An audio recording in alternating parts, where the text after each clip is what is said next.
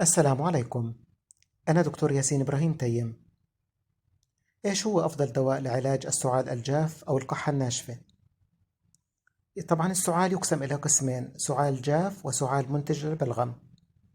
السعال المنتج للبلغم وقفه لازم يكون بحذر شديد، لأنه إذا وقفنا السعال المنتج للبلغم ممكن يتجمع البلغم داخل الرئة ويسبب لنا عدوى في الرئة أو التهاب في الرئة.